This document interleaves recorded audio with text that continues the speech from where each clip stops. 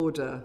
Welcome to this morning's evidence session. This is the first in a series of sessions of the Transport Select Committee on managing the impact of street works. This session will focus on the impacts of street works on congestion, disruption and road surface quality. And we're going to hear from representatives in our first panel, representatives of road and pavement users in our first panel. And in our second panel, we'll hear from representatives of utility and streetworks companies. Could I ask the first panel of witnesses to introduce themselves? Start with Jack. Good morning, Chair. Good morning, Committee. I'm Jack Cousens. I'm Head of Roads Policy at the AA. Good morning, everyone. I'm Keith McNally, Operations Director at CPT, the Confederation of Passenger Transport, with a trade association for the bus and coach sector. Thank you. And Emma. Good morning, everyone. Hopefully you can hear me. My name is Emma Vogelmann. I'm the Head of Policy, Public Affairs and Campaigns at the Disabled Persons Organisation Transport for All. Thank you very much and welcome today. I'm going to start with the first question. What are the public's key frustrations with street works? And you don't need to go into a lot of detail because we'll have detailed questions later, but in an overall way, what are the public's key frustrations with street works? I'll same order as before. Jack.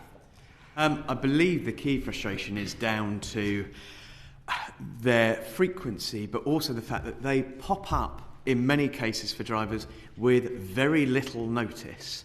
And then on top of that, we get the repetition and the cycle of the gas company seems to be in 1 week, they go away, then the water company get in the hole, they disappear, then the broadband company get in the hole and they fill it back up and disappear, and somebody else comes in, and we have this horrible cycle of roadworks that never seem to end, but then create lots of other problems with the road surface, particularly around potholes and ruining the structural integrity of our roads, which is of vital importance. Thank you. And Keith? I think similar, really. I would say it's the unpredictability. So you can go down a stretch of road and it takes a certain length of time one day, you go down the next, the street works there, it takes possibly quite a different length of time. Obviously that's a particular issue for our members who schedule services and are trying to run to a timetable. I think the other big frustration is when there are the traffic management works in place and there's no work ongoing, and I understand there could be reasons for that, but I would say those are the key things. Thank you. And Emma? I would first echo what was being said about the frequency of these works and the lack of notice. On Transport for All, we represent disabled people, and we know that disabled people face a huge number of barriers when trying to walk and wheel around their community, but these works in particular hugely impact disabled people's ability to use pavement, and in many cases cause pavements to be in further disrepair than they are already, meaning that disabled people will sometimes have to either travel in the road, and as was mentioned, these works can cause issues to the road surface, making that not a viable option, or it can mean that disabled people need to take a completely alternate route to avoid these road works where pavement use isn't an option, which takes a huge amount of time and energy out of disabled people's lives. Thank you. And is the problem getting worse? Emma? We certainly have heard quite a lot from individuals that they are unaware when these roadworks happen. They happen very frequently, and it leads to, as I said, further breakdown of pavements and roadwork. And it means that disabled people one day will be able to go their normal route to, say, their local shop or to take their kids to school, and then the next day they're not able to do that, and they're not able to do that safely. So we're certainly seeing an increase when it comes to these works happening and the impact that it's having, not just while the works are going on, but after the works as well. Okay, thank you. Keith, Jack, is it getting worse? I think a theme that came across strongly from our members was that the number of works undertaken on an emergency basis seems to have increased. So I'm not sure about the overall volume, but our members were saying to us that a very high proportion seem to be on an emergency basis, and those are the ones where they get little or no notice. The first they know is when they turn up at a site where there are street works. They certainly have been increasing. The Asphalt Industrial Alliance do their annual arm survey. They survey councils across England, London and Wales. And in 2018, there were 13.2 thousand utilities openings of the road.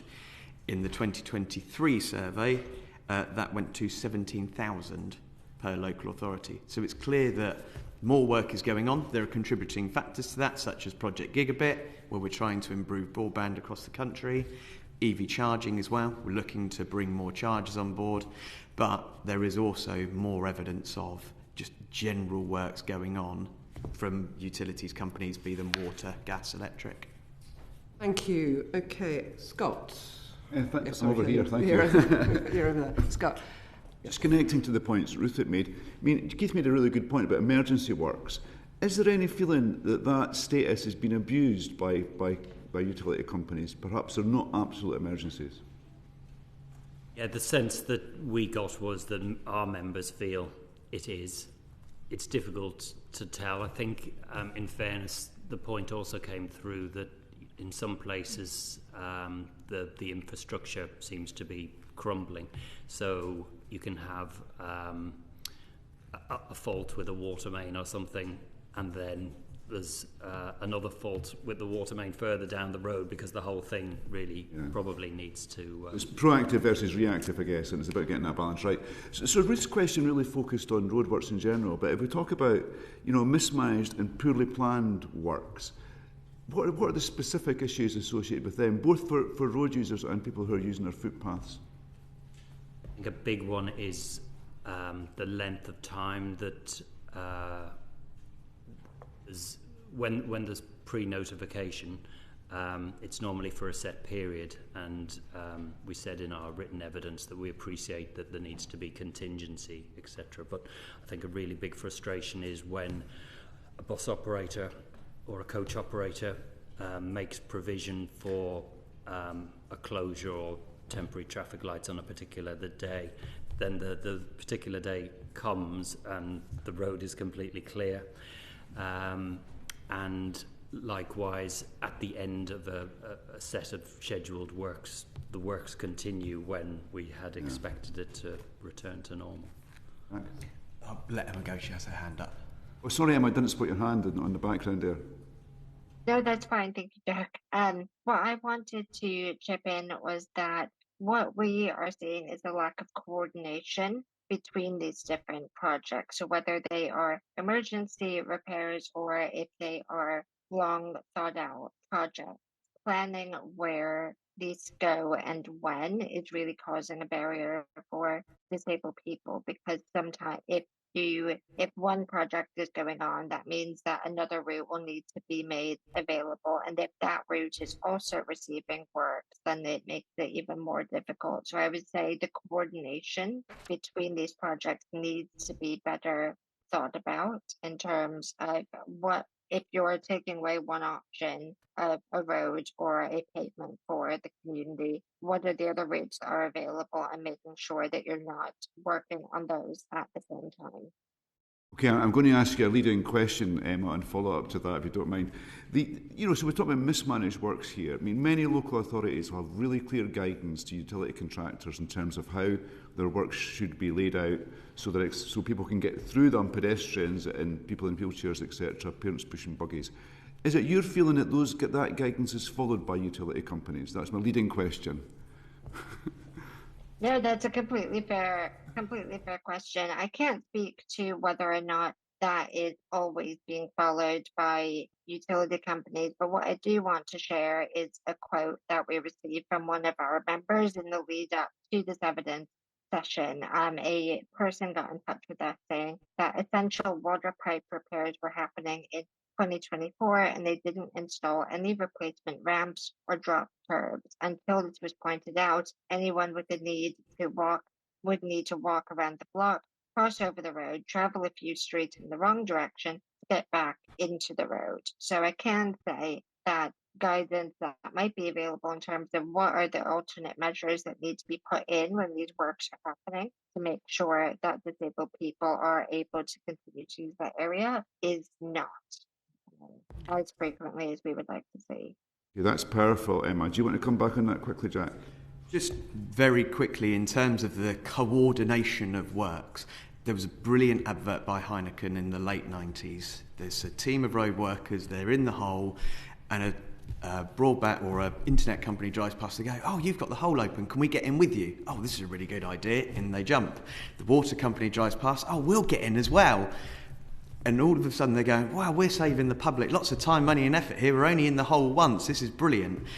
And a hearse drives past and they decide that's probably a step too far. But the point is that within that advert showed this sort of glimmer of utopia of if we got the utility companies, or indeed anybody who needs to get in that hole at that particular time, to show that coordination and joined up thinking, it would improve the position for everybody, be them road users, pedestrians, however they use our road network.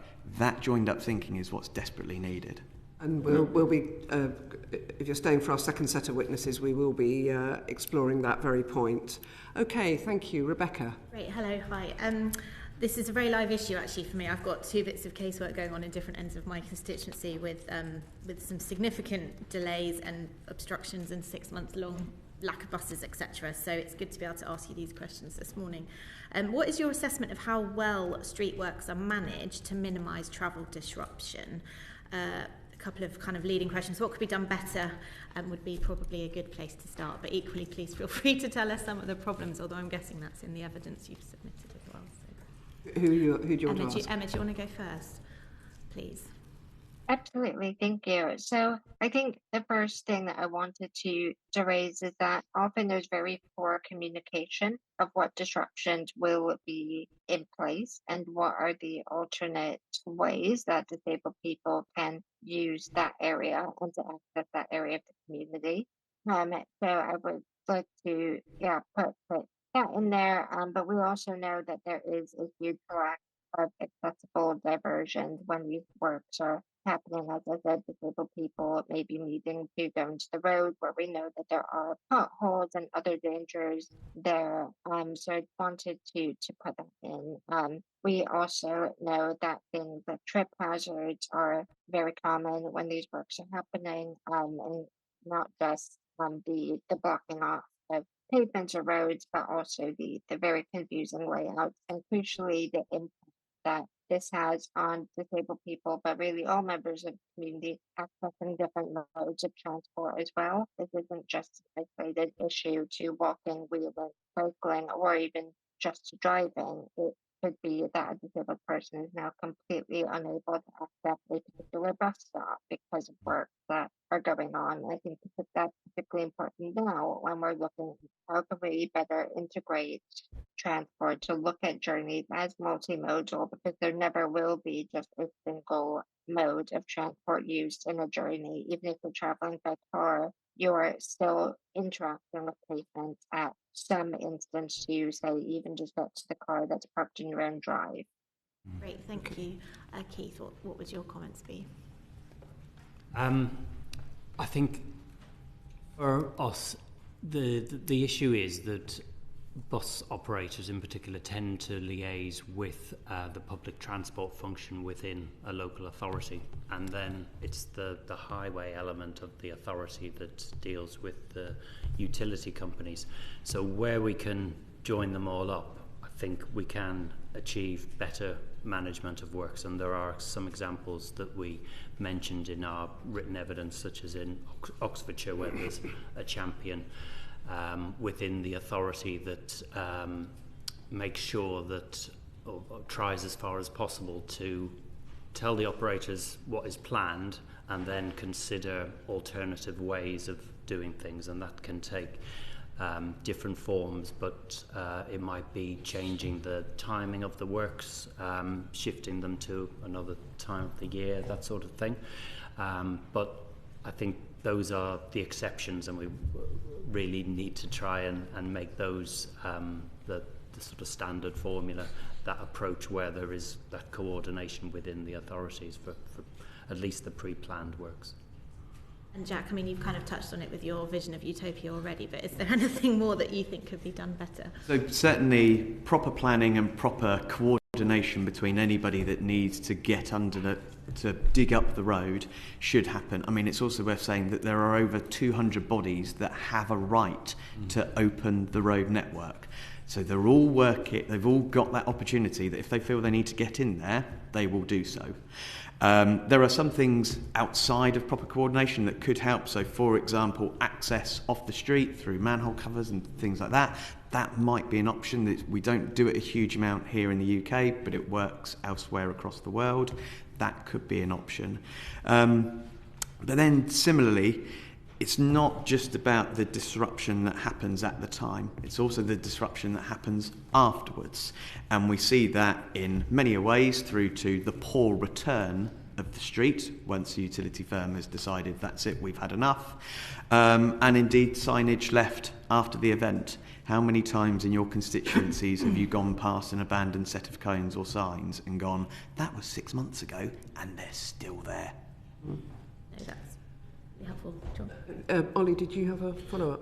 Yes, I just wanted to follow up on something that Emma said. Actually, you made a very good point that sometimes this challenge of coordination we've been discussing can mean that multiple routes are blocked off at the same time. That's particularly, you mentioned Oxfordshire, so in my constituency that can be an issue in Didcot, which infuriates people from time to time.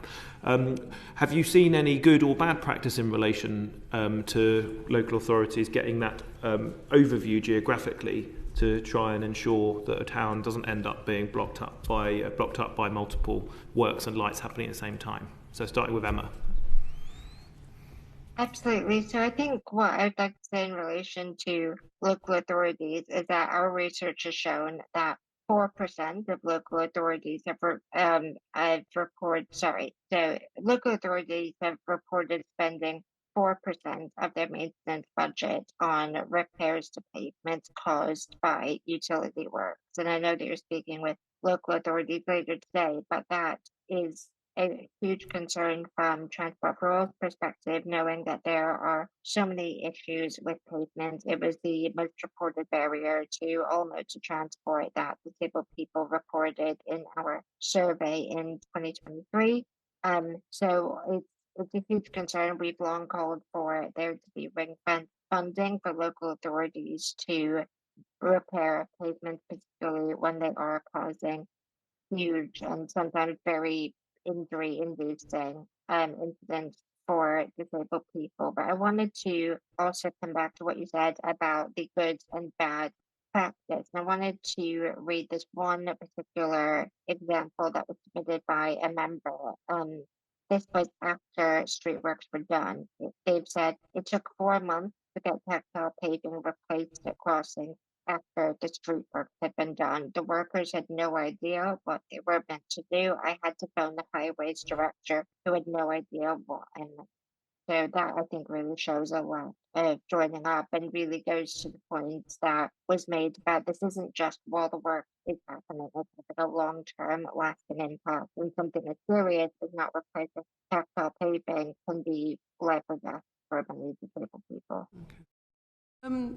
Keith, your members operate across the country, so are they reporting distinct differences in the way different highway authority areas manage this process? I think there seemed to be a general theme that it doesn't tend to work that well, so the good examples maybe stand out. And I think sometimes it's because things can come to a head. There is so much disruption that it sort of forces some dialogue and hopefully then starts a new way forward. But a couple of the examples where they seem to have made progress were down in Plymouth and in Oxfordshire. Taking a really bad example of multiple routes. We had an example from Reading, which is quite a small authority, where virtually all the radial routes were dug up in some form of or other at the same time. But yeah, I guess it's then hoping that there will be some coordination and working together. But I guess one of the things that we'd want to see is some sort of statutory requirement for everybody who's affected to be properly considered. Okay, Rebecca, you wanted to come in. Well, I was just interested that you said Plymouth, and whether you could just expand on that illustration, because I've got two things going on in Plymouth at the moment, and my constituents would wholeheartely disagree that we're a good illustration of what works. So I'd be interested to know what the illustration is there for the benefit of the committee as well. It was just trying to, with the bus operator working with the authority, and I think it probably comes back down to this. Within the authority, there's the transport planners and there's the highways people. But Go South West indicated that they had made a bit of progress. To be fair, that makes sense. They're pretty on things. It's just one of the issues I've currently got is a bus thing where the bus has been stopped because and completely cut off the community. But that's a different bus company, so maybe that's why. Helpful, thank you. Okay, I think we'll move on to the next question. So, Alex, you're next. We're carrying on the theme of buses, another question to Keith, please. You've obviously spoken about this already to some extent, but could you give us a bit more of a flavour of how much bus services are impacted by poorly planned or managed street works? The key point is that operators schedule timetables. They want to run punctually. It's the most important factor of a bus service as far as the public are concerned, whether it runs on time or not. And if you drive your car down a particular road and are delayed by 10 minutes, you've lost 10 minutes, but that bus going down that road has to go down that road, has to come back. It keeps repeating that same sequence throughout the day. So there's a cumulative impact. And then there are cases where you can have a stretch of road that it normally takes 10 minutes to travel down. And we've had examples from places like the West Midlands where that stretch of road, normally 10 minutes, it can take 50 minutes to do that same journey, and you just cannot run a timetable on that sort of basis. And in terms of the management, sometimes if you're driving or you're cycling or you're walking, you can divert around something. The point that the other member was making was that people get cut off if the bus doesn't do as much of its normal route as possible, and you've then got the situation where if you run a longer route, for example a cross-city route, often those appeal to the public because they introduce new connections and enable people to connect without changing services. But the longer the route, generally the more prone you are to suffering delays. So it works against a better bus network when you have multiple sets of street works. Emma had her hands up. Thank you. If it's okay, I'd like to come in on the bus point and say that this particularly impacts disabled people when bus routes are changed or when bus routes are taking longer than anticipated. Disabled people take more journeys by bus than non-disabled people. So this is already immediately going to have a disproportionate impact. But in addition to that, any work that impacts bus stops or benches or other public seating areas that are often at bus stops can remove a very essential rest point for disabled people. So anyone with an energy limiting impairment or chronic pain, that's a huge barrier to them that's being impacted. I also wanted to comment quickly to the point around delays, particularly delays that are caused by street work. We found that 36% of our survey respondents said that traffic was a barrier to them using any sort of vehicle mode of transport because it can cause increased pain, inflammation, exhaustion, and it's due to extended sitting that can also increase exposure to air pollution. So I just wanted to say how disabled people are disproportionately impacted when we're implementing bus routes. That's an important point. Thank you. Right, we're going on to the notification of works. Steph. Thank you. I'll go Keith, Jack, Emma, if that's okay. We've talked a bit about management, about coordination, but as a fan of things like water and internet, I'm aware that the street has to get dug up. So isn't this about information? Is the information about advanced works that's provided to the public or to bus operators good enough? It certainly is part of it. The part of the dilemma is that there's more and more works that are on an emergency basis, as we've talked about before. But for the pre-planned works, it's partly about giving an accurate assessment of what is going to happen, and then sticking to that as far as possible. But as an industry, we accept that you can investigate a problem, and then it's maybe quite different when you're repairing a pipe or whatever, that it's quite different to what you anticipate, and it'll take a different length of time. But it's that ongoing communication, that ongoing information. So if the plan has changed, let the people who need to know that the plan has changed, rather than just drifting on and getting the job done, or moving away from the site because your crews are needed somewhere else and leaving it. So information absolutely is a key part of it, but also that I suppose the consultation piece, where you might plan something and then you might be able to, as the utility, you might be able to do things in a slightly different way that has less impact. Or faster. We'll come on to that. Thanks. Okay. I think you're right. In the vast majority of the cases, these are a necessary evil. We need the upgrades, therefore the roadworks and the streetworks have to take place.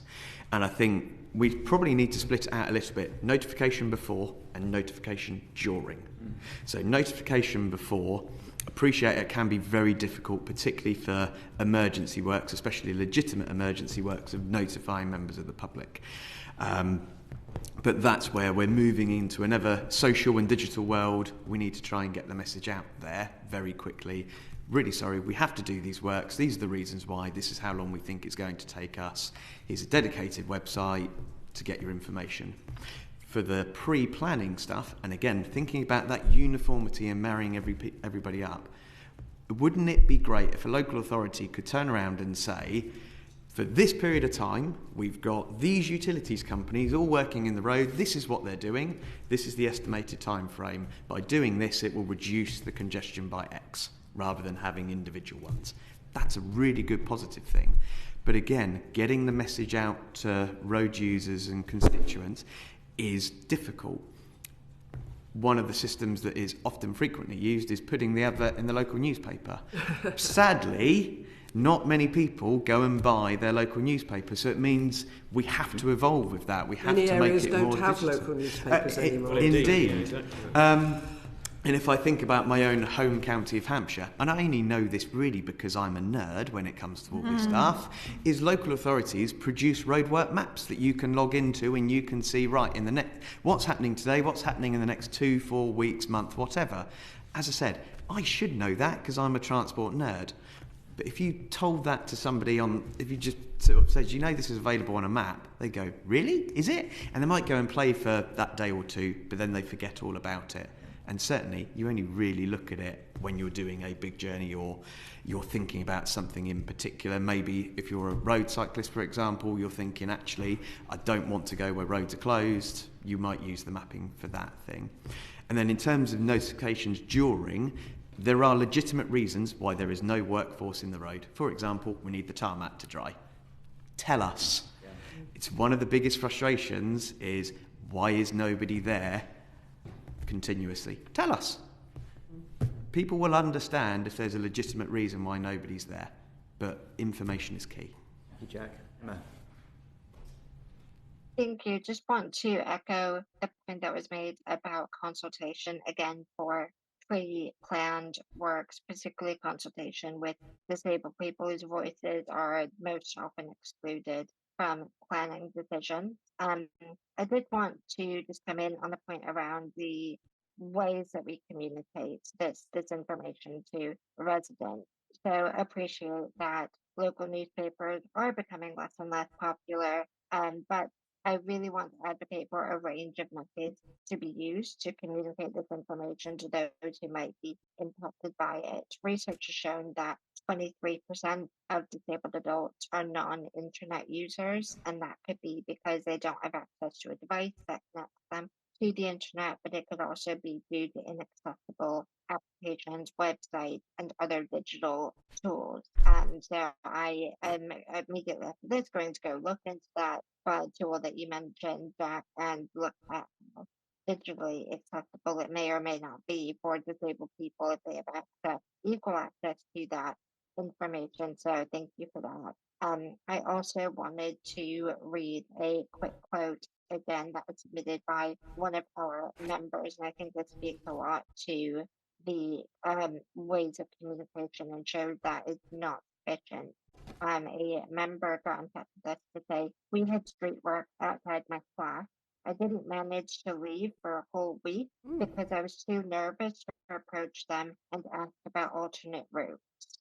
So that shows that this person has tried to look into those alternate routes for themselves, but potentially were unable to find that. And then the ways that they were able to get that communication were not accessible or didn't feel comfortable to them. So I think local authorities do need to do more in terms of letting people know the before, during, and the after.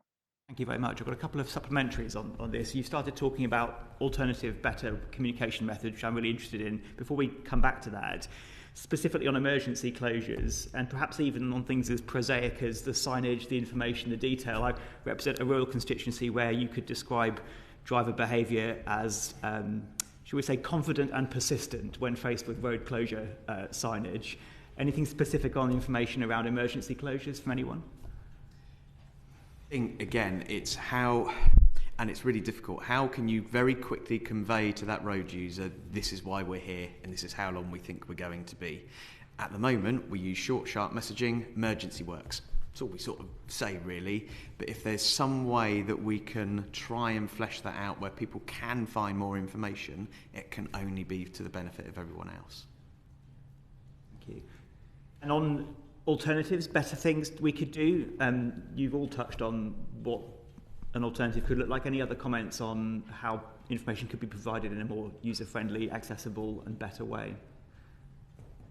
Shall I start with Emma, because you were talking about alternative communications, the comment about digital inclusion I think is really important, but how would it, in an ideal world, if you could wave a magic wand, how would you find out about closures, whether planned or emergency?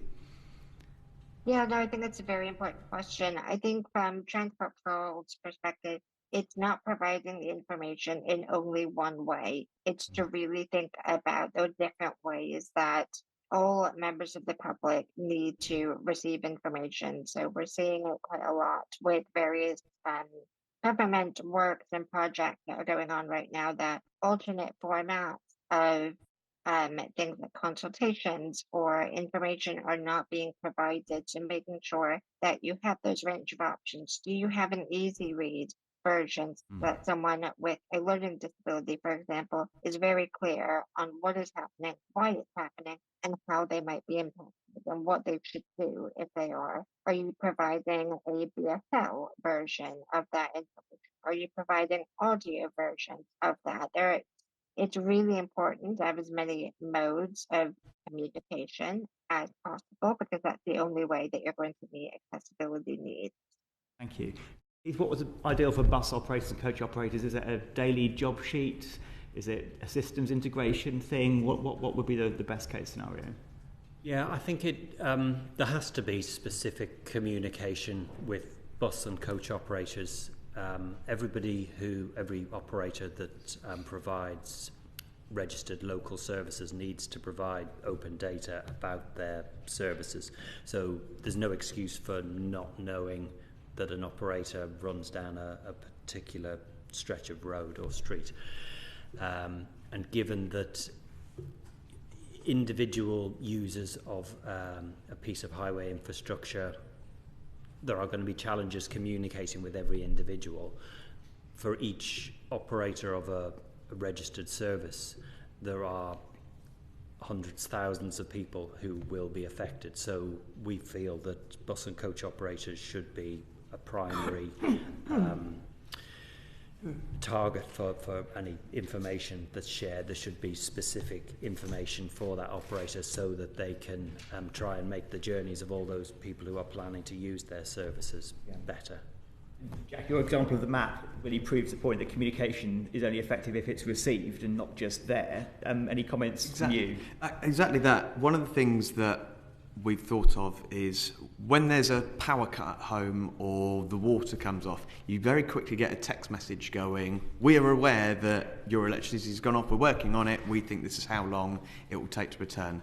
Maybe there is an option that the utilities companies can have where they've got that direct contact with customer, that they opt into a text or an email, 5-mile radius for emergency works, they get a text message or an email going, we've got some emergency works going on, for more information, here's the web link. Similarly, for planned works, fully appreciate I said everything down a digital route, but the conversation we've had, not everybody has got that ability, so it does need to be easy to understand leaflets of this is what we're doing for the planned stuff. Yeah. And likewise, electricity companies have got registers of vulnerable users, vulnerable customers as well, who they have to proactively reach out to, so it's not beyond the wits of mankind. Exactly, and again, if you made it the opt-in, you give the consumer the chance and opportunity to say, I actively want that information, versus actually, this might feel a bit overloading. Yeah. Is there not also the opportunity of a better, more sophisticated use of sat-nav mapping and so on, so that more information about even proposed roadworks and certainly current roadworks could be linked to the person working in the road sign on the mapping, so that you could click maybe different colours, different signage, you could click on that and know what's going on, how long it's going on for, and that could be linked, if we have extensive use of open source data, not just the fact that there are roadworks that are causing the delays to the traffic, but what those roadworks are. You could even put, would this not be possible? Sorry, Emma, I recognise the significant numbers of people and particularly people who are not drivers are not using sat-navs, but for those who are, and obviously the commercial users, is there a scope there? Or should I be asking the highways people? So, as part of the AA route planner, we do capture roadworks, we capture road closures, and indeed we mark them. So if anybody puts the route into the website, it will flash that. Similarly, if people are using their mobile phone, for example, as a sat-nav, yes, it will do. If you're thinking about the old-fashioned static plug-in sat-navs that many people still use. Really? Yes, my parents are one of them. Those don't get updated. Those maps will be 5-10 years out of date, let alone having live roadworks. But similarly as well, you're absolutely right. Cars, certainly modern cars, they're far more connected to the outside world. Getting a feed in would be far more beneficial. Getting more data fed in. Okay, thank you. Did I? No? Okay. Right, okay. I've lost my place. Lawrence. Thank you, Chair. Sorry, yes. The active travel yes. uses, Lawrence. I wanted to ask about the long-term effect of openings on pavements and roads, and taking it perhaps Emma, Keith and then Jack. Surface quality can suffer when there are repeated openings, and reinstatements are patchwork in nature or otherwise of poor quality. How does this long-term damage to the surfaces affect travellers, including from an accessibility point of view? Thank you very much for that. A poor surface pavement was reported by our survey respondents at 77% as the biggest barrier to any mode of transport that they may take.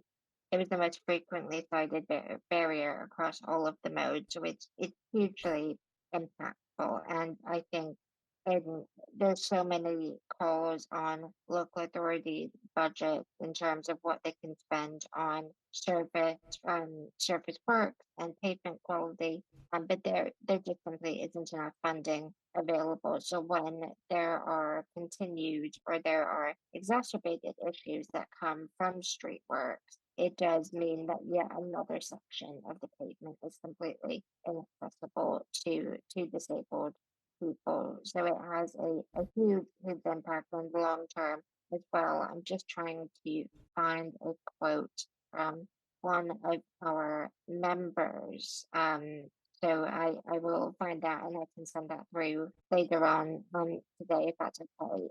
But we know that this has a long-lasting impact on people's ability to use walking, wheeling, or cycling. As many disabled people also do cycle, so it couldn't be understated as an issue. Thank you. That figure is really striking, and please do send through any supplementary information. I think we'll come back on local authority responses, but just keeping on surface quality for the moment. Keith? So all buses and coaches that operate local services need to be accessible, but they're only truly accessible if they are able to dock at a suitable curb to allow level boarding of wheelchairs. So there can be two issues. One where the work is around the bus stop itself, and that disrupts the actual paving, meaning that people can't access directly. Also sometimes where the road surface isn't put back properly and you end up with I think we've all seen it, the sort of dents in the road, so the wheels of the bus in effect sink into a little hole. So again, you can't have that level boarding. So until that's repaired, that's a longer term impact. And I know it's not directly what you're asking, but one of the challenges with all of this is that when disruption takes place and people aren't able to do the things as they normally do, sometimes it's a disincentive to use public transport in the future because they've had a bad experience. So that has a long-term impact on us as an industry because there are fewer people using our services. And presumably damage to vehicles, is that a problem as well? Yeah, we didn't get much evidence around that, but certainly having operated vehicles, operated buses and coaches in the past, certainly vehicle damage is certainly a factor. Okay, thank you. Jack? So I think it's important to point out that the local road network is valued at £400 billion. So it's a huge asset, arguably the biggest asset our local authorities are responsible for. And unfortunately, it for a long time has been in long-term decline. And opening up the road for any reason depreciates the long-term structural integrity of that road by up to 17%. So every time we open up that road, we start ruining not just the top layer that everybody uses, but everything that's there underneath. The National Audit Office tells us that 4% of the roads maintenance budget for local authorities is spent on clearing up after the utilities companies because the level of work is not up to standard. Their budgets are already stretched, and yet they're having to spend their money repairing the work of somebody else. And part of that is due to, we think, the guarantees that utilities companies are upheld by. So in England and Wales, the guarantee is 2 years. It's got to be good for 2 years. But in Scotland, it's 6. And Scotland actually sees a far better return on its investment, that the return of the road from the utilities companies is a heck of a lot better. And that's perhaps something we should come through. And then finally, not all of these will be attributable to utilities companies, but last year we as the AA attended more than 643,000 pothole related breakdowns. So that's not just for the utilities companies, but that's across the board. That's a huge amount of time, money, effort that is being spent looking after people's cars after they've come a cropper on a pothole. Okay, and Emma, I see you've got your hand up. Thank you. If I may just come in with two very quick quotes that I've just found from disabled people that I think really illustrate the impact of poor pavement quality. The first is from a visually impaired member who said that my cane will hit an uneven section of paving and jab me in the stomach, and it hurts like hell. The other person who I want to quote is that after resurfacing, the road height is often lower, so drop curbs don't work as well. So again, just wanted to show those illustrations of how poor pavement quality, and then sometimes the trying to rectify that is severely impacting disabled people. Thank you. Thank you. So, Emma, coming back to your point, starting with you, and then if other witnesses want to come in, or I'm conscious time, I think is getting tight, please do. You talked about local authority responses. How high do you think public awareness levels are about complaints processes through local authorities and utility companies, and how effective are those bodies at responding when complaints are made? Thank you. I think the first thing to mention is that disabled people have overwhelmingly told us that if they reported every negative experience or interaction that they have on any mode of transport, that is essentially a full-time job. It takes a huge amount of energy and time for disabled people to report everything that could go wrong with their journey. So there's a big reason why disabled people may not complain as often as they could do. It doesn't mean that a lower number of complaints means that everything is fine. It could just mean that disabled people don't have the time, or equally that they don't feel that their complaints will be acted on, which I think particularly happens when it comes to pavement quality, because there can be reported issues of poor pavement and the impact of it, but it takes a very long time and a very high threshold to get that local authority to take any action. And some work that Transport for All did in conjunction with Austrian and the local government association showed us that when you mentioned public awareness, we found out that if a non-disabled person makes a complaint to their local authority about how they might perceive there to be a barrier for disabled people. Say, if you call your local authority, you're not disabled, and you say, I've noticed that this section of pavement is extremely uneven, and I'm concerned about how someone who is a wheelchair user might be able to navigate that. That complaint doesn't count towards the threshold that local authorities have in terms of getting action to fix a reported issue, because that person themselves isn't interested. So it really shows us that the public awareness might be there, but it's not being encouraged for people to think about how other people besides themselves might be impacted and are taking time out of their day to report that issue. It doesn't result in any action, meaning that people will not do that again in the future. So it's incredibly difficult. Disabled people as well feel that when they make complaints, it just goes into a void and is never acted on, it's not listened to. So across the board, that feedback loop isn't being closed. Thank you. Did anyone else want to come in briefly on that point? Just very quickly, I think one of the other things that we need to try and help local authorities with is inspections. So actually going out and inspecting the works of utilities companies, considering they're getting in excess of 17,000 per local authority, the reality is they only inspect in their thousands, simply because there's too much going on. Again, their budgets are stretched, they've got very limited resources, and they need to put that resource and time elsewhere. Being able to inspect the works properly would help not only raise the standards of the works coming back and being given back to the road network, but it would help everybody else out as well. Again, thinking about the more we can check the work that's going on, the better we can see that we're increasing and raising the standards. Thank you very much. Maggie. Okay, thank you. I think we've touched on this, but what kind of problems arise for disabled people and people with access issues when they're moving around streetworks? I think this is particularly on the standards and the compliance. Yeah, cause, and planning.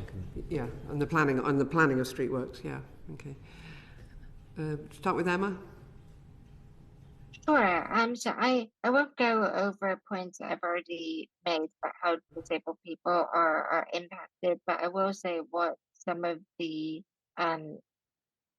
consequences are of these barriers is increased social isolation of disabled people. In that quote that I mentioned, the disabled person didn't leave their home for a week. We know that disabled people are at higher risk of feeling socially excluded from their communities, and then also the knock-on effect in terms of employment, access to healthcare, and access to community life. That is an incredibly important consequence of the disabled people feeling a lack of independence, a lack of safety, and this feeling of impassable barriers makes people feel very, very excluded and shut off from their communities.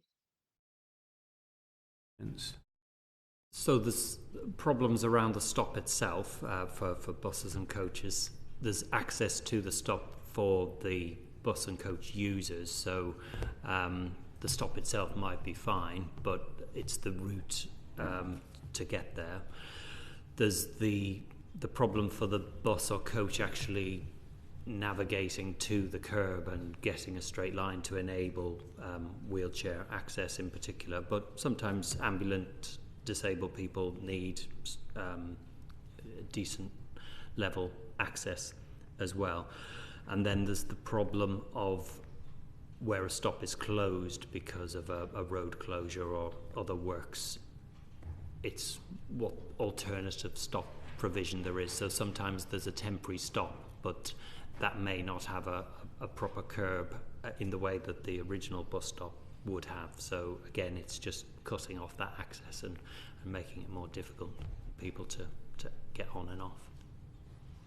Nothing further to add, sir. So there must be existing standards when planning these works. How effective are they, and how do utility companies comply with them? And would you suggest any improvements? Well, there's definitely room for improvement. From our industry's perspective, there doesn't seem to be a lot of standards. Sometimes there is local dialogue to try and make things better where they're pre-planned.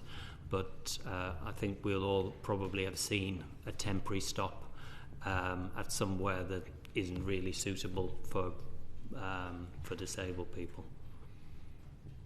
And I think, just to talk generically very briefly, I think one of the things that we have seen where there have been improvements across the board in terms of focusing the mind of utilities companies is where local authorities have had lane rental schemes in place. That does seem to focus the mind a little bit better than the fine system that's in place elsewhere. £120 or £80 if they pay quickly for overrunning roadworks doesn't mean one iota. So improving that process, rolling out lane rental more, which I know is the government's plan and intention, would be good. Extending that to the weekends and bank holidays, again, would be good. It would help focus the minds. And indeed, at the moment, that 120/80 stays flat. There is a question mark over perhaps that rises with inflation, so that there is a bit more of a challenge to those utilities companies. The one fear and danger with that, however, is that where would they pass those costs on? Ultimately, probably our bills. Okay. Emma's got her hand up. Yeah, Emma, anything else on the standards? Yes, just very briefly, we know that there are various codes of practice that require wheelchair ramps, for example, at transitions from footway to carriageway and for raised footway boards to be put in place if pedestrians are needed to be diverted. But we've seen that compliance with this is very inconsistent. The contractors frequently fail to implement these measures, and sometimes these temporary ramps that are put in are poorly designed, that haven't been designed with wheelchair users in mind, or tested with wheelchair users, or any other mobility limiting impairment, between that they can sometimes be too steep or too narrow. And so just on that point, that there might be guidance there for the practice that's very inconsistent. Okay. All right. Thank you, Scott. Thank you, Chair. So the government plans to make it easier for car owners to charge their electric vehicles outside their homes. And I've got a mobility operations office in my constituency, and they really stress to me the importance of this for people who hold blue badges. Now, Emma, there is a conflict here, though, isn't there? Because obviously, being able to charge the vehicle outside your home if you hold a blue badge can be really transformative for people. But what we don't want is for the pavement to be destroyed or covered in other clutter in order to deliver that. So I'm going to put you on the spot after asking your leading question earlier. Is this a good thing or a bad thing, or can we get the balance right? The way to get that balance right is by inclusive design, and the only way to do that is by including disabled people from the very beginning. So disabled people need to be consulted and continually consulted through the design of these EV charging points, where they go on pavement. I've seen some very poor guidance in terms of how these can be installed, and so that, I think, is a very short answer to your question, that the way to do that is absolutely to do that, but to do it in consultation with disabled people, because that's the only way that we're going to know what are the barriers to putting it here, what are the barriers to putting it just outside the home. If it's not designed with disabled people in mind, then disabled people are continuing to set out of using that more sustainable mode of transport that we know disabled people want to make. Our research has shown over 70% of disabled people want to take more sustainable modes of travel, and that includes electric vehicles, but very few disabled people feel that that is an option or it is available to them. That could be because of the design of electric vehicles, perhaps not being suitable for all adaptations that might be needed, but also in terms of the charging facilities and the costs associated with that. We know that Motability, the scheme, for example, they can install charging points at home if you do receive an electric vehicle from Motability, but there isn't that guarantee or that provision for a disabled person who might be trying to use an EV outside of that scheme. So the very short answer to your question is it can be done, but it can't be done without disabled people. Yeah, and a gross generalisation would be that people who have driveways tend to be wealthier. So it's actually you're just exaggerating the inequalities further. So, and I think, just to add that, if I may, is that we know disabled people are more reliant on cars and door-to-door transport than non-disabled people, and that's largely because of the inaccessible public transport options. So any new type of door-to-door transport that are being developed, so EVs, or we'll soon see this with autonomous vehicles, absolutely need to be designed with disabled people from day one. Excellent. Jack is going to come in here and absolutely agree with you, I think.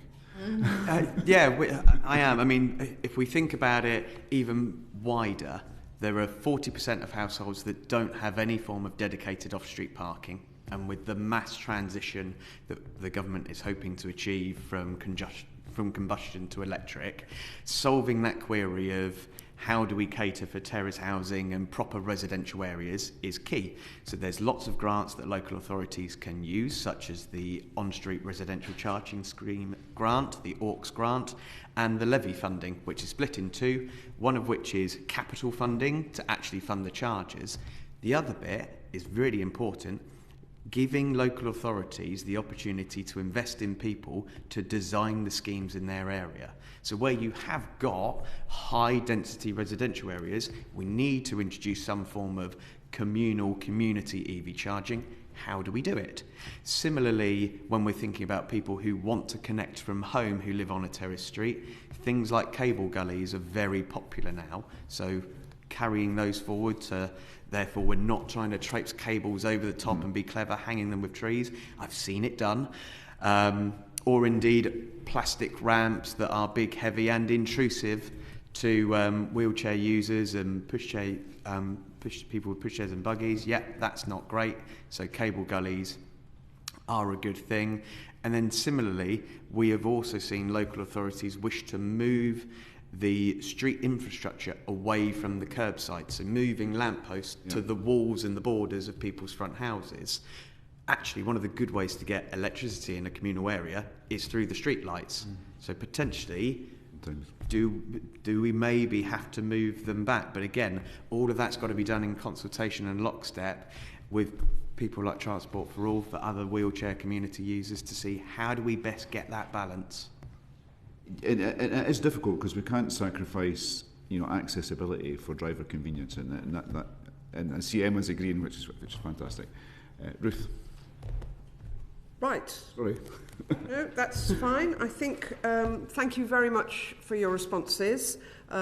We are slightly over time, so we will bring this first panel to an end. As I say to all witnesses, if there's anything you still feel, in addition to your written evidence and what you said today, if there's anything else that comes to mind, please do submit it reasonably quickly, and that would be great.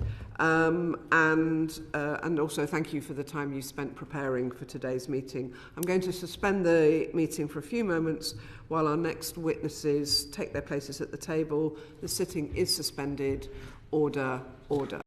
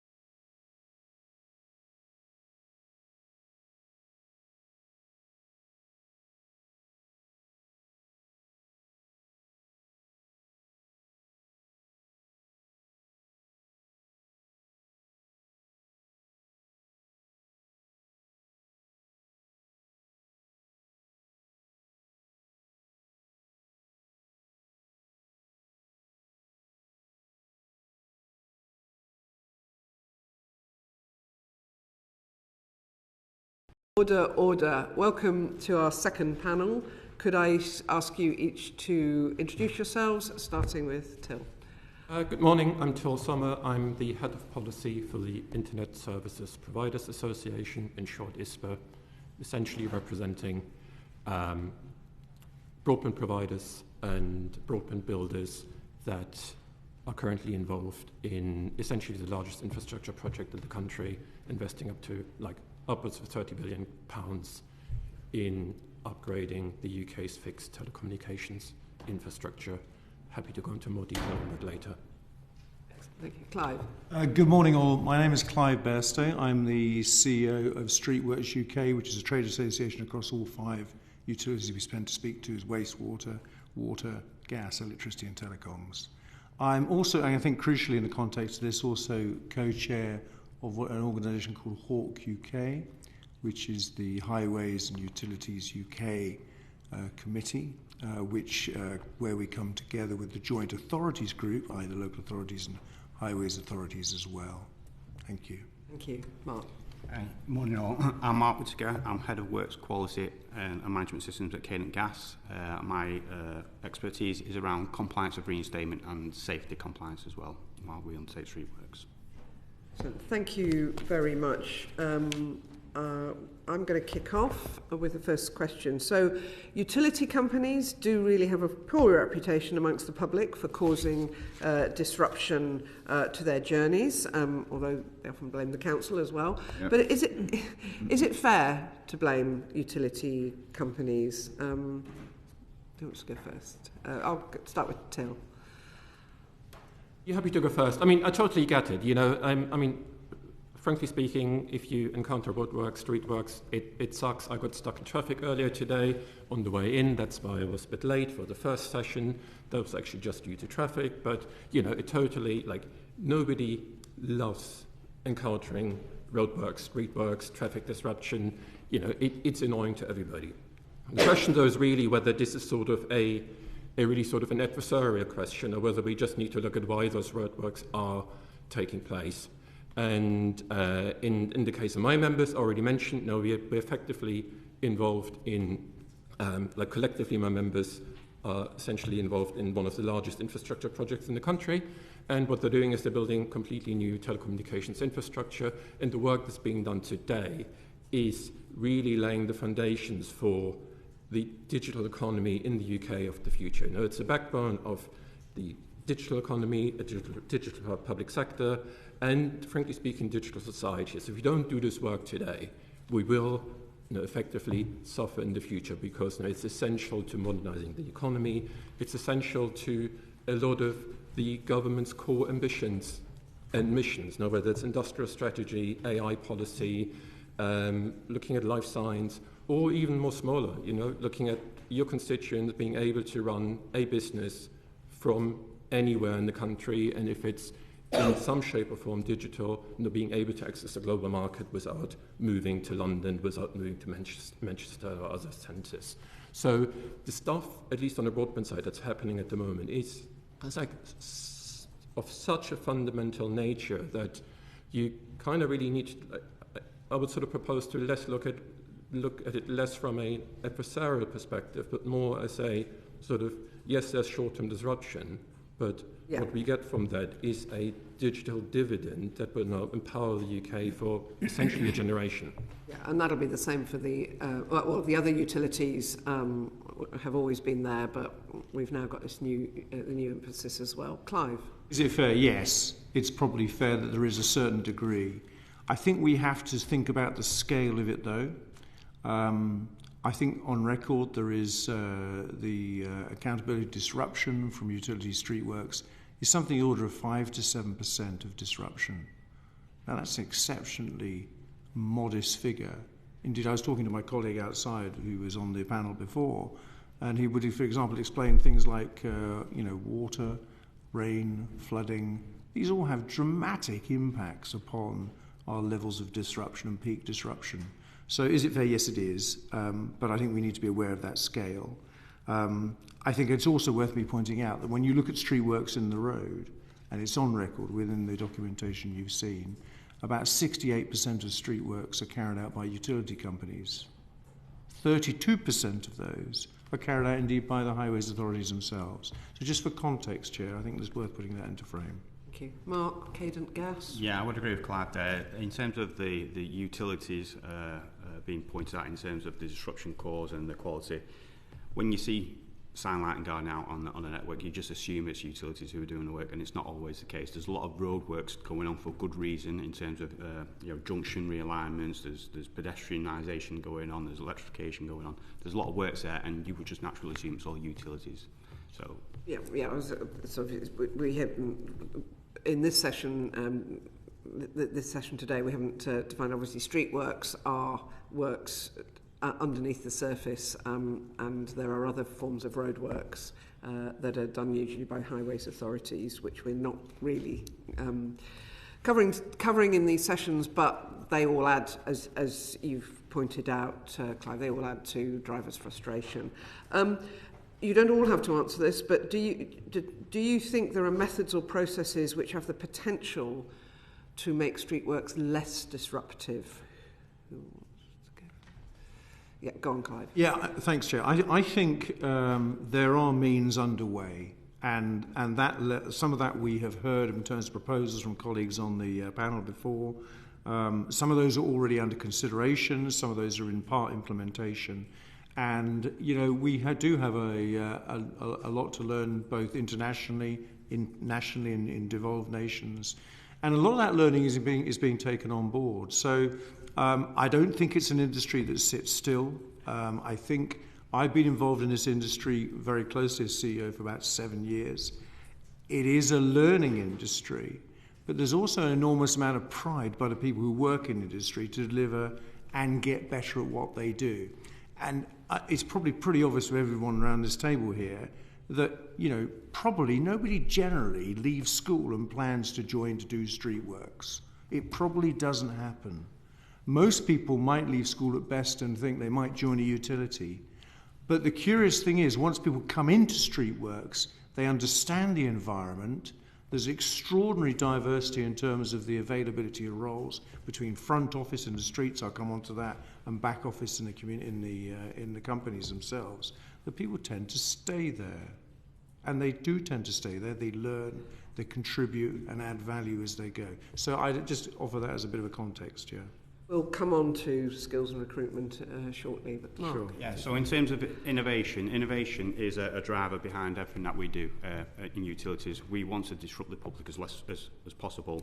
And these innovative ways of working that are being trialled across the country, and specifically in gas, we use a procedure called SysBot, where we put an excavation at one end of our pipe, put the robot into the pipe, and the robot works underneath the carriageway inside the pipe doing the repairs. And obviously that saves a lot of disruption potentially in terms of open cut excavations. So there is innovation going on, and other utilities will be working on similar sorts of activities to try and minimise that disruption of breaking the ground. Can I just add, Chair, if I may? I mean, I would very much offer this select committee, if they wish, the opportunity to come and see that style of innovation in progress, because it's absolutely transformative. And that's just the tip of the iceberg of stuff that we have underway at the moment. Other examples would be, for example, self-healing concrete. Who knew it's a thing? It is. So there is a lot of activity there, but I'd certainly welcome showing the committee the opportunity to see those things. Do write in with a specific invitation. We'll see if we can take that up while we're still doing this inquiry. Till obviously illustrated well how the demand for street works is changing and effectively increasing in recent years, and also you've touched on how street works are being delivered. But is the increased demand for utility works having an impact on compliance and overall the state of the roads and the pavements? I'll kick off with this one. I don't think the level of compliance is impacted per se by the volume in terms of what the companies are taking on, in terms of how they deliver what they do. I think it's absolutely true what you do say in terms of the volumes are increasing in areas that we're aware of from the Green Agenda, from Till's area directly in terms of telecommunications and broadband. We've heard about the EV charge point operators earlier on. And obviously there's the massive impacts of the green economy in terms of electrification and the re-electrification of the nation, and hydrogen deploy and all these things that sum up together. So there is a considerable burden, and I think you touched on, we might come back to the recruitment and retention of people in the industry, but clearly that plays a small part as well in terms of maintaining those competencies of people in the industry as well. Okay, because that was my next question, which is it's having people with the right training and experience. Are there enough people, and are there difficulties in recruiting? I'll let Mark come in on this one, but I think we have specifically initiated a programme in terms of, we call it the Faces of Streetworks, recording effectively what amounts to a way of explaining to communities and recruitment organisations and stuff where the opportunities lie for people to do activities within our industry. Because it is exciting. The average millennial will come along and go, I want to build the backbone of my country with communications assets. I want to be re-electrifying. I want to be doing this. So there is an exciting opportunity for people inside the industry. Are we capturing that yet at the moment?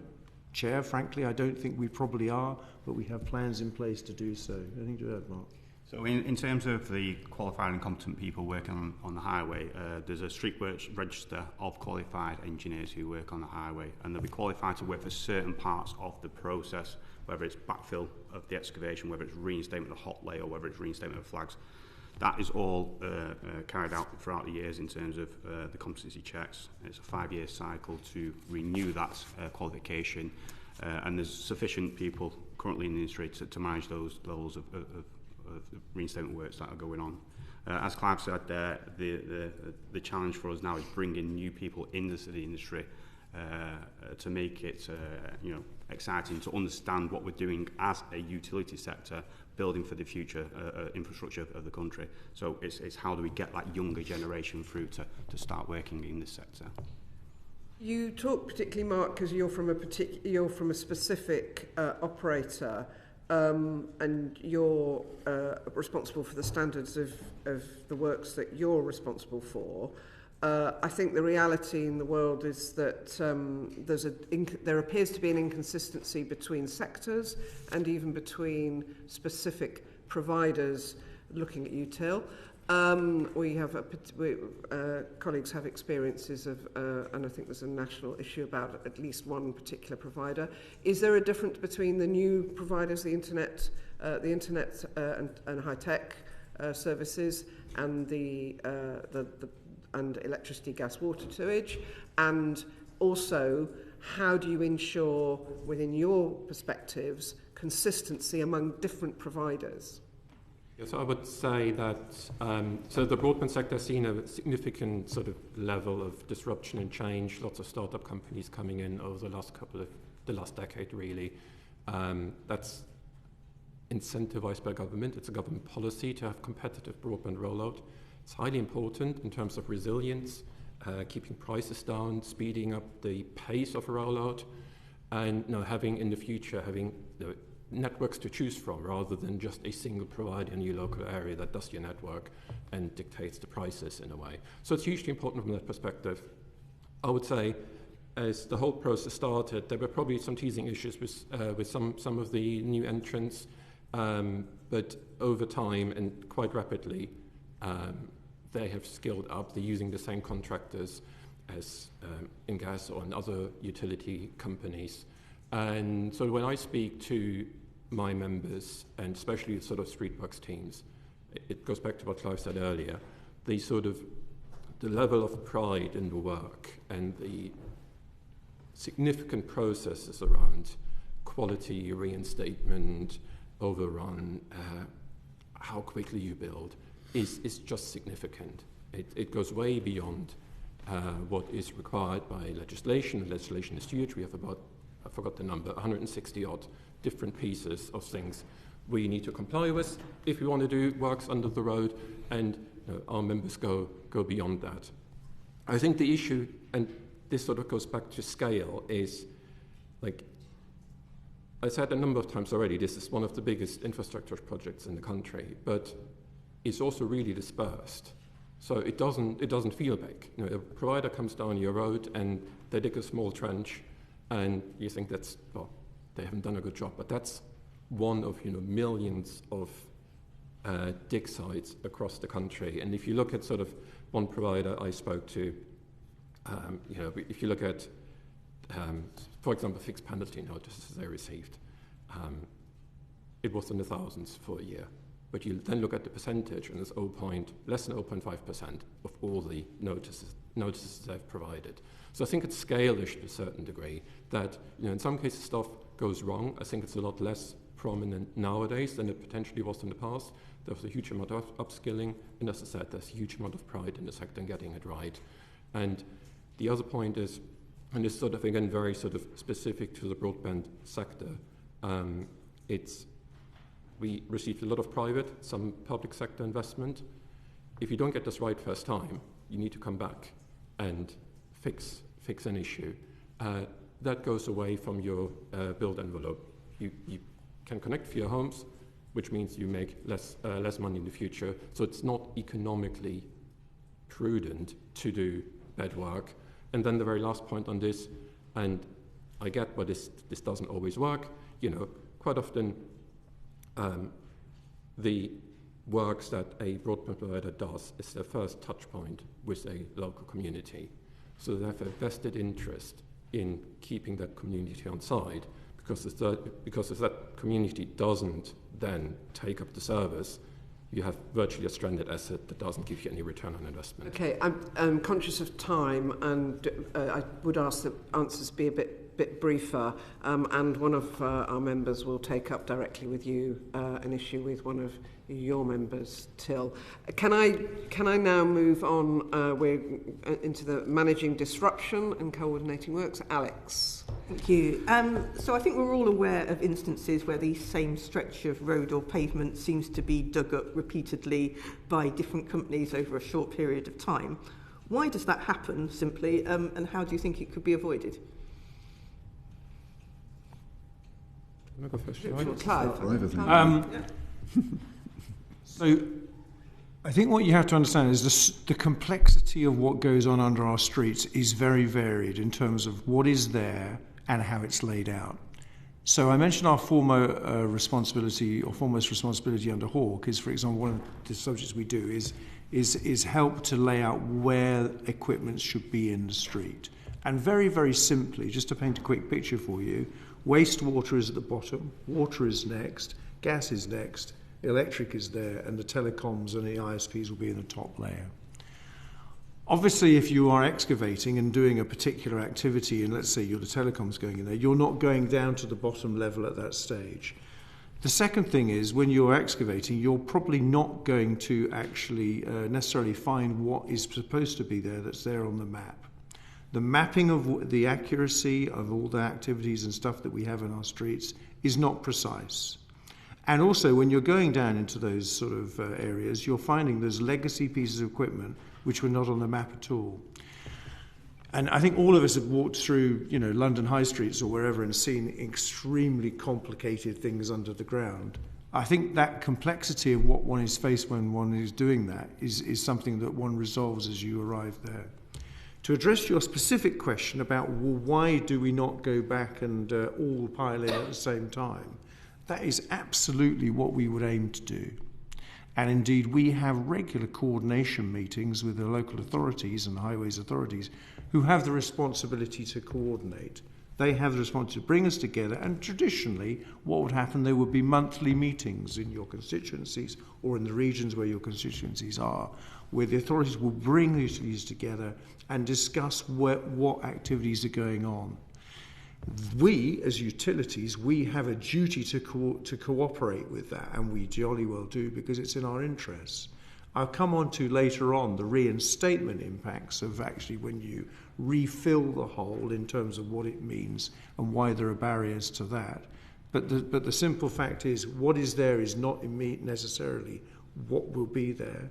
And secondly, when you're actually excavating, there's quite a lot of complexity to what you find when you're going in there as well. Do you want to add anything? Yeah, may I just add one more? So there's the aspect of repeated visits to excavate the road from different utilities, and there's a part of the process around connections. So as developers request new connections into properties, they do so at different time frames. So they'll request an electricity connection. As soon as they pay, that electricity company has a certain period of time to put that connection in. It is down to the customer and what order they raise that work to be done. So as soon as they pay, we have a time frame to get that completed. If the customer on the larger scales orders all that at one go, it gives us the potential then to go in and do it all in one excavation. But at the moment, some of the process for connections do not allow that collaboration effort. And if I may add one sort of particular quirk for the broadband sector, we actually, in this logic gets lost, have a significant amount of infrastructure sharing already in place. Openreach, the largest network builder, is under a regulatory obligation to share their ducts with other providers. And what that in many cases means that you can roll out the network by opening manhole covers, pushing the fiber through or pulling it through, closing it and connecting it above ground. So that already has significantly reduced the number of works that we would have seen if that wasn't in place. So there's a good degree of sharing already. It doesn't mean we can't share more, but as we already heard, like the level of civils work involved between the different utilities is quite different. Broadband is usually very quick, low impact. It's shallow, it's narrow, can be done very, very quickly. If you wanted to leave that open for the water company to come, you would potentially extend that broadband work over weeks and weeks and weeks. So it might be better just to fill it up, minimize disruption in the middle, and then let the water company come at a later date. Okay. Sorry, Rebecca, did you just want to add us up? I did, just briefly, and it could either come in here or 15. And I know the Chair has said we're focusing specifically on streetworks, but I was just wondering what your experience is with local authorities when they are doing highways work. So, example, a main A road's just been resurfaced in my constituency. It took years of campaigning, and then they've discovered that there might be a problem underneath the road with something else, and it's facing a redig, which obviously to the public is an issue. How much join up do you get with highways who say, we're doing this work, do you want to come and check? Because I think often we blame you, and sometimes I'm wondering how well local authorities work with you. And on the other side, we've had a councillor saying that we have the monthly meetings that you've mentioned, but many of the utilities don't turn up for them. In terms of the road closure aspect of the resurfacing works, that's a brilliant opportunity for us to collaborate really well. I think in this morning's sessions we talked around TTRO notifications where we have to, in legislation, advertise that in paper. That is there. It's what we have to do. That notification goes in 3 months before we close any roads. In your case there, the resurfacing scheme, that council, the highway authority will close the road. That gives us 3 months opportunity to get together as all utilities and the highway authority to understand, well, what work can we do jointly in that area, whether it's surveying our assets to understand is there any maintenance required, or is it a case of we can do replacement activities. Those coordination sessions should be capturing that going forward. Okay, thank you. Alex again. So you've all talked about the coordinating role of local authorities. Do you think that local authorities have got enough powers to manage the effect of street works? So one of the things that we're calling for in addressing the Select Committee is a nationalised standardisation and a standardised framework, not more regulation, but a more standardised framework for collaboration. We think that that would go a long way to really shaping and creating a much more focused way of having this collaboration that we've just spoken about much more effectively delivered. That we think would go an enormous way to helping us with this aspect. And just to add to that, there are some local authorities, I won't name and shame today, but there are some local authorities that are brilliant at doing this, that are, that on the digital side have somebody responsible for digital rollout, that coordinate with the Street Works Department, that coordinate with other utilities, and sort of embrace this sort of period of change we're in at the moment. And there are other authorities that, frankly speaking, suck at doing that. And that could be because they set the wrong priorities, or it could be because they have budget pressures, and that's totally valid. They're all under massive, significant pressures. But the fact that some local authorities are really, really good at coordinating and looking at reinstatement kind of demonstrates that the rules probably don't need to be strengthened. They just need to be, as Clive said, more coherently enforced, and there's a lot of learning we can do from each other. And perhaps it's worth me adding as well, you talk about there quite properly about local authority constraint. There are certain local authorities where we recognise that constraint, and indeed we fund and provide a pink body to help deliver that work and that level of collaboration.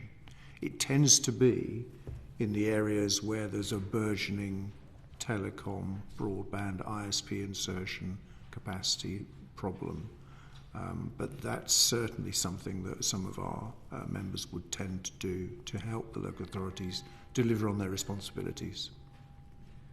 Just a final point in terms of the powers for the highway authorities. The permitting schemes that are in place across the country allow the highway authorities to dictate what dates we can go in and do our work. So they get visibility of our forward planning, our pre-notification of the work that we're going to be doing, and they can say exactly when we come in so that they can build that collaboration. So they can dictate gas can come in this week along with water. If that's not suitable, they can move our dates out to a time that's suitable for them. Just an example from my own constituency, a road called Bedford Road appears to be repeatedly dug up.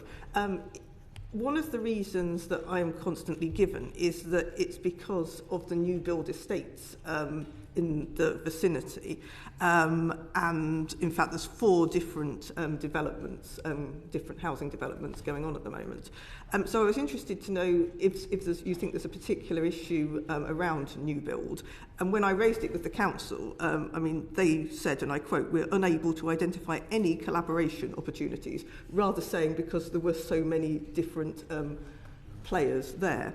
So I guess my question is, 1, is new builds a particular issue? And 2, can you give us some examples as to why it would be impossible to find any collaboration opportunities in a sort of generic way? So I touched back onto my earlier point around the new connection process. So as I say, it depends when the customer puts that application in for that utility. It would be a sensible approach for that developer to put those applications in at the same time and pay for those services at the same time, so that we can have that collaboration. On the example that you provided, without the exact detail, I would struggle to... No, it wasn't really to comment on the precise one, but just generally, why are there not opportunities sometimes for collaboration? What are the barriers to that? So when new developments are put in place, in the scale of which you're talking about, say 2, 4, 8,000, 10,000 homes, something like that, often they will be done in pockets, and there'll be sort of 8 sequential areas potentially owned by different developers. And you're probably aware of that because there are different developers actually building the houses amongst the 1.5 million by 2030 that we're expecting. So what that means is that the developers have their own internal timelines for when they will be delivering and demanding, for example, the power that they need to run that particular area of development. So what we have is a bunch of 8 developers potentially trying to merge a requirement for National Grid, for example, electricity distribution, to come in and to put a new substation in there in the region as an example for there. But they don't all know the sequence in which they're going to build and the requirement, the timelines in which they're going to actually deliver the houses and when the requirement's going to be. And so these are all coming in at different times. So I think that's a significant difficulty with developments, because developments are often cost competitive across the producers of those. So it takes the actual requirement for when you're going to need that utility extra provision. And what that means downstream is that outside the development, in the roads that are running on where the existing ones are, those at some stage will need to be upgraded and, clearly provide the energy to the substation that is feeding the entire development. So there is a lot of moving parts there that the authority has to deal with. We would acknowledge that, caused by a developer that's coming at different times and paces. Can I just add one final point on that as well? Is the planning element of it within the local authorities as well. So it's conversations between departments within the local authorities as well. Can I just ask this quick yes or no question? Sorry, Alex. Is better coordination, hindered by the fact that individual companies have their own regulatory accountability? Is that a challenge that the DFT could look at? Within the connections process? Yeah, the connection and the coordination, yes. Okay, all right. Is there anything on... Well, there was just one other piece of evidence, yes. Where we were told that one of the issues was that different utility companies had different forms of insurance, and that was a barrier to collaboration. Is that something that you've come across in your experience? I'm not aware of that. So, not the insurance aspects of it, it's the liability of physically doing the works. So, as you are opening up the street, you're putting sunlight and garden out, so there's a responsible person for managing that part of the streetworks activities, and if an accident should happen, so on and so forth. Same for the backfill and reinstatement, you have a liability for that for its lifetime. So, if there is a defect that comes on later on, who, out of the collaboration party, is responsible for doing that remedial works. That makes sense. We are really up against the clock in terms of timing because we've still got quite a lot of questions to ask. So could I ask witnesses to either not answer or answer in bullet points, if possible? Scott. So I want to talk about accessibility briefly, Chair. So you're all fantastic advocates for your industry, and I love the idea of the digital dividend as a way of explaining what the benefit is of some of this disruption is. But Clive, you must have been ashamed of some of the testimony we heard in the last session from Emma about things that her members had encountered almost on a daily basis. So what is it stops your members from ensuring that their works are fully accessible? So I think this, if you'll forgive the inarticulate way I'm going to express it, is a blind spot that we have had. And right now, inside DFT, we have been contributing to and taken the initiative on a redrafting of what's called the Red Book, which is the safety book. And we've been extremely forward-leaning in terms of making that accessible, accessibility being one of the cornerstones of the rewrite of that document. So we're utterly all over that. It is something which I think, to be fair, is something we have been perhaps a little slow in our industry in recognising the difficulties of travel for members of the travelling public, but also members of the public who are in our previous colleagues' mentions there. So quite right to raise that. Really grateful for a robust answer. I don't know if the others have anything to add, Chair, but I'm quite happy to move on. Okay, well let's move on then. Thank you. We're now with Katie, I think. Sorry, no. Where am I? Oh, sorry, baggy. Yep. Apologies. No problem. So look, we've all experienced the sheer frustration when roadworks and temporary traffic lights and barriers are left far too long after roadworks are complete. Sometimes, in fact, they're erected before roadworks are due to start. What more can utility companies and contractors do to reduce the time spent on occupying roads and pavements? So I think this morning's session talks around technology and communication across it. So currently the Department of Transport have a system called Street Manager where we share all our information of what we're doing, the end dates of when we should be leaving site as well. Currently there is overrun charges, so if a utility extends their work past those agreed dates, there are significant fines in place, up to 10 grand per day per permit. The coordination of completing works down, removing traffic management is a process that could be improved via that communication process. Because at the moment it's a handoff situation, as we mentioned before, around those individuals doing the work. They're all accredited to be able to do certain activities, and when we get to a certain point in time, it goes over to another set of people to come and collect those barriers and remove them from site. Sometimes, the odd occasion, that communication breaks down where equipment is left on site for days. Anything else? No, let's move on. Steph. Thank you. I've got a couple of supplementaries, but I'm interested in the opening answer to this question. Is the current permit system, the latest iteration of it, working as intended, do you think? So the current permit system, as you probably aware, only exists in England at the moment. So Scotland doesn't run a permit system as such. The permit system, as it exists, is actually a very capable system. It has a lot of opportunities to state what the requirements are, state by when it must be done, and the conditions which an authority or the network traffic manager wishes to place on that are significant. Indeed, one could say that, and we're going to come on to lane rental later on, lane rental is superfluous if you actually use the permitting system properly. So I think we've, as Mark has just touched on, we've incorporated the permitting system through DFT into a street manager system, which gives us a very capable system, which frankly, when it was fielded, was probably MVP, minimum viable product, but it's developed considerably since then. And I believe we have a very capable system in the permitting scheme at the moment. But there's a lot more development that we can yet take forward with that still. And we are pursuing that. So we have Streetworks UK, we have embeds inside the DFT who are working alongside the KNOS contractors to help make sure that system works really slickly and really well. And we set great store by that in terms of our contribution, and I think it's warmly welcomed by DFT as well. Just add on the payment scheme, so I believe they do work. The variability from highway authority to highway authority and how they implement that is the discrepancies between us all. So the consistency of how those applied creates a bit of a challenge for delivering works, because you could be working one highway authority this way, they interpret different to the next joining highway authority, and then we start having different ways of working, which shouldn't really be the case with permit schemes. It should be a consistent way of working across the country. If I may add to that, I totally agree with the previous points. I think potentially, especially in the broadband sector, because we're doing rollout at scale, the number of permits is quite large.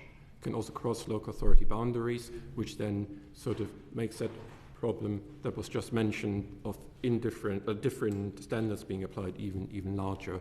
And the one change that we have been calling for a long time, and there are currently trials going on, is the introduction of flexi permits, where you essentially apply for a single permit that covers a relatively small number of roads, where you then, as the operator, have more flexibility in terms of where you do the roadworks. You can go in quicker, you can go out quicker. It's in many ways also more efficient for the local authority, because instead of guessing which of your potentially 50 or hundreds of permit sites you might operate in, the local authority knows where we are at a certain point in time. So there are lots and lots of benefits in terms of flexi permits. Very technical, so I don't want to go into the detail, but it's definitely something that's worth exploring. The trials are going on at the moment. We would like to see these implemented as quickly as possible. Doesn't really require significant legal change, completely revenue neutral, and can work within an existing permitting system, but just adds a bit more flexibility, and takes a lot of the admin hustle out of the system for both sides, which then obviously would free up time for local authorities to look at reinstatement issues and other things they want to do in the system. And on flexi permits, you've described some of the very complex excavation scenarios. Some very simple ones are more likely to take place in rural areas. Does the flexi permit system have the potential to incentivise streetworks operatives to complete works in under the current agreed timescale, do you think? Yeah, I suppose it does, and the reason for that is it delegates to the individual utility the opportunity to move around that particular region very slickly and deliver those connections or other reinstatements as and when they're required. For example, you can't go and, if someone's parked a car there or a massive lorry and you can't do it at that particular stage, it means you can do it over there instead. So in that sense, yes, it has significant advantages. And just to extend what Till said there, of course, what we're also working with the DFT on is an understanding of, for example, whether we could use a broader flexi permit, let's say a collaborative or a project-based permit for areas where we're going into and doing some significantly large projects, but confined to an area that the network traffic manager can just kind of go, yeah, I get it. That's where we want to do it.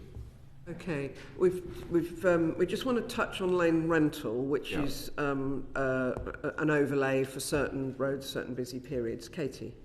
Thank you, Chair. So for those who aren't familiar with it, lane rental charges by the day rather than a kind of flat fee and a fine. I'm an MP in Kent, which is one of the few areas in the country that does have a lane rental system, although I understand from the county council it only covers about 5% of roads and they have to be agreed by the Department for Transport. The council love it. They think it incentivises much better behaviour because it incentivises getting the work done as fast as possible, which they see as the main way to minimise disruption. I know you already mentioned you think it's superfluous to requirements, but it does intuitively seem like a good option. I'd be interested to hear a little bit more. Yeah, I think you're absolutely right. In Kent, in the way that scheme has been designed, the way it's been rolled out, after I think it's 9 or 12 years of experience of it, it's working very effectively well. And the reason it works so well is because it's a well-constructed scheme. Same thing is true with TfL, the Transport for London scheme. And it's based upon generally very high usage roads. So as you said, I think you used the expression 5%. It's somewhere between 5 and 6 or 7% of the roads. The issue, Chair, if I may just come back to this, is a poorly constructed lane rental scheme, which are currently, there are about 5 that are actually fielded at the moment, but I suspect by the end of 2026 we would have up to 50 or 60 of these. For the less well-designed schemes, as well-designed as Kent is, it actually is going to end up acting as a tax on utilities carrying out activities, because for example, some of these lane rental schemes that are being designed and put forward by some of the authorities are 24 hours a day. So the utility can't go in there without incurring an immediate penalty for everything it does. And so it disincentivizes them to work in particular windows of, as our AA and previous colleagues were talking about, periods of relatively low intensity. So where there is high congestion and it's a well-designed system, the lane rental schemes can work pretty well. Okay, thank you. Katie, urgent works. Yes, I think just thinking about the permit system overall, maybe actually it might make sense to go from there to fines, because I think to what you were saying, part of making the permit system work is the fine system, and what I hear a lot is the cost of compliance. Let's say a condition of your permit is that you have to have manual traffic management, and that's going to cost you £1,000, but the fine for non-compliance is £80. It doesn't take a genius to work out that is a particular incentive, albeit I'm sure that companies want to do the right thing. What do you think of the fine system? How do you think it could work better to incentivise companies to behave in the way that we would want them to? So we're pretty clear about this, and I think we made the point in our submission, is that a fines-based system is correct in terms of what is happening when there are poor performers. And there will be, from time to time, poor performers. And we're very keen as a trade association that those who are not performing well are called out. So expressly, we would argue that there is a need for a performance-based fine system, a bit like, you're probably not familiar with this, but there's a performance-based inspections program where you get re-inspected more often if your quality of reinstatement is not that good. Yeah. So we think exactly the same thing should be applied to performance-based inspections, and it seems like a no-brainer, actually, to have a properly incentivizing scheme so that those who do well are proportionately fined less, and those who are repeat, considered and consistent failing classes actually get fined more. And actually their business model becomes less effective, and in due course perhaps they don't exist as a company. Because I think the government has proposed doubling the fines, but it sounds like what you're suggesting is something more cumulative. Maybe it's a double, then it's a triple.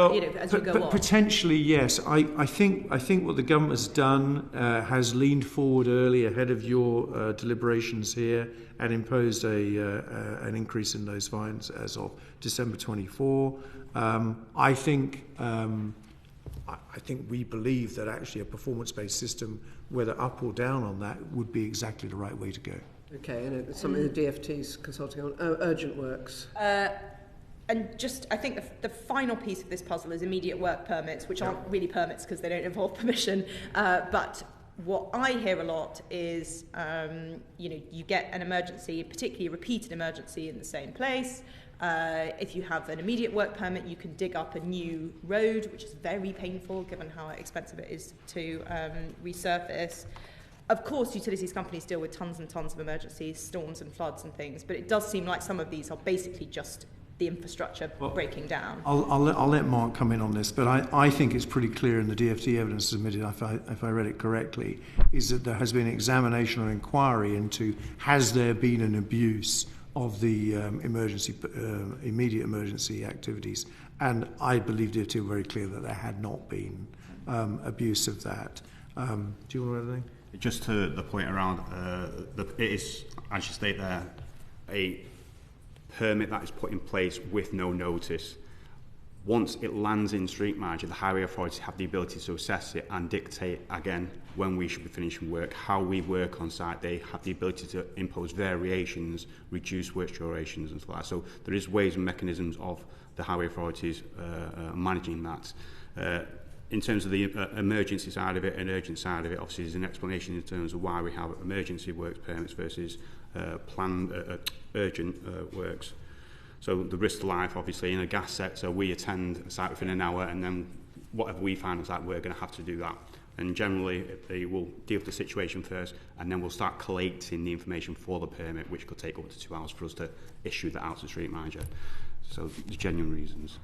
What we were talking about earlier in terms of coordination, is that still possible in a kind of urgent, emergency, immediate work permit scenario, or not really? Once we know there's a dig taking place, there are opportunities then for collaboration, depending on the severity of traffic management. So we talked around road closures before. If a road closure is required under immediate works, it makes sense for that to be visible to everyone, which is via street manager, to then say, we have got this period of time, 10 days, whatever it is, to be able to allow other utilities in to do some form of activity. So there's opportunities there. But presumably it's much harder to do it at short notice than it is. Well, we've already discussed this morning, we struggle with 3 months notice between us all. Yeah, and so a short minus period, 2. yeah, exactly. So it's that communication, how do we improve that? Can I ask a very brief yes, question? Yes, please do. And then you've got another question straight after this. Oh, good, I'll get it ready. Just on that point you've just made, it's just struck me that obviously there has to be a savings to the taxpayer as well if that ability to use the same works to do all of the jobs in one go, rather than everybody relaying tarmac and breaking it up and relaying tarmac. And obviously there's the environmental benefits as well. Would that be the case, or am I wrong in understanding that? There's an element of, with our infrastructure in the highway, they're not all in the same vicinity. So you could have an excavation that's required over there and an excavation required over there. But there is opportunity there for savings, absolutely. Yeah. Brilliant. Okay. I've got a bit of a yes or no answer question, I think, although there's room for a slight little bit of extension, although I'm conscious of time. Is the system for managing street works too complex? And if so, how could it be made more simple and less of an administrative budget? And it might be Mark's already touched on that, but so do you want to come in and then I'll go on? So in terms, as I say, the permit system is an instrument that allows highway authorities and managers to a great degree of accountability. The permitting conditions associated with that is of 21, which they are applied differently across highway authorities, making managing works for a utility undertaker really difficult, because we don't know what we should be doing in terms of application to get it through the a granted process of a highway authority. So just that consistency across will improve the way we do our works. Do you have anything? I'll let Till come in. So yes, it is complex. We already mentioned it's 160 odd bits of stuff that you need to deal with, plus lots of other rules. So yes, it's complex. The fact that some local authorities do it very well demonstrates that it can be done well. So information sharing, the national standards could potentially be an issue to explore. I think again, flexi permits is another way of making it easier to operate and cut down some of the admin burden. Anything further, or how back to the chair? No, okay. I think we are pushed for time. Katie. Thank you, Chair. So of course, street works cause lots of disruption when they're actually going on, but I think the thing that seems to exercise people more than anything in the medium term is potholes and road quality. Do utilities companies, in your view, do a good enough job of repairing the road? How often is there a difference of views about the quality of reinstatement? What are the challenges over time? Because reinstatement might look good and within 2 years it's crumbled, or whatever it might be. Is it about aesthetics, structure, safety? It would just be interesting to hear your thoughts on road reinstatement and how well or not that's going. Yeah, I think if you look across the evidence that's submitted in the 70 documents or so that you received, I think it's pretty clear that there's quite a significant amount of degradation of the quality of the road that's occurred over the last 15 to 20 years. I don't think anyone would dispute that. I think from a utility streetworks point of view, the challenge, which is pretty well documented there, is that we're often doing repairs and the repair itself is a very well structured, it's very clearly laid down in a thing called a specification of the reinstatement of highways for us. That's carried out in accordance with the standards required, and that particular repair alone would in existence last for 12, 15, 20 years. the challenge we have is that often the nature of the road surface around where the repair is being carried out is, as I think you hinted at, is crumbling, it's falling away, and the overall area around there is not satisfactory area to repair it into. So that causes us a significant concern. I'm not saying that's the source of all activities of failed repairs, but that is certainly something which is very high on our agenda of awareness in terms of what's going on in the road.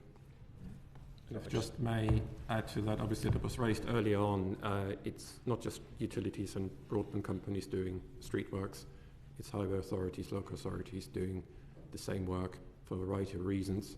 And what our members tell us quite often, that there's actually not the same standards being applied across both sites. There's stronger standards being applied to the work being done by utilities, broadband companies, which is correct. So it's potentially worthwhile looking into whether those standards are properly applied for highway authority work as well. So that's, yeah. Just a final point. So Clive mentioned the standards that we have to work to, the specification for reinstatement of highways. That is clearly defined on what we need to put back in the ground. We are inspected at cost to the utility at 20% volume, which is a full utility cost. The specification dictates what questions are asked and answered by the highway authorities, and that gives you a sample compliance at the end of their inspections.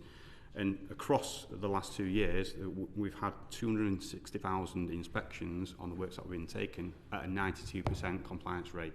We do not have a major issue with the quality of reinstatement at utility work. We do see issues with potholes which aren't linked to reinstatements of utilities. Thank you. Lawrence. Thank you. I wanted to ask briefly about the 2023 inspections regime. We've heard conflicting evidence about its effectiveness, so appreciate your take and also any comments that you might have on coring and its advantages for monitoring road quality. So in terms of performance-based inspections that came in 2023, so as Clive mentioned earlier, it's designed to increase inspections on those poor performing utilities. It's been in place now for just over a year in terms of the final agreed numbers. I personally think it's too early to take a view on whether it's working as expected.